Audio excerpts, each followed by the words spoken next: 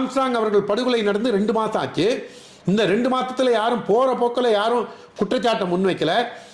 அது வந்து ஆம்ஸ்ட்ராங்கோட சம்சாரத்தில் ஆரம்பித்து ஆம்ஸ்ட்ராங்கோட குடும்பத்தினராக இருக்கட்டும், இல்லை நட்பு வட்டாரமாக இருக்கட்டும், கட்சிக்காரங்களாக இருக்கட்டும், எல்லாரும் வழக்க சீக்கிரமாக முடிங்க, எக்ஸ்பெடைட் த கேஸ் சூன், உண்மை குற்றவாளிகளை கொண்டு வாங்கன்னு சொல்லி தான் எல்லாருமே கோரிக்கையாக முன் வச்சாங்க, தமிழ்நாடு பாஜக உட்பட.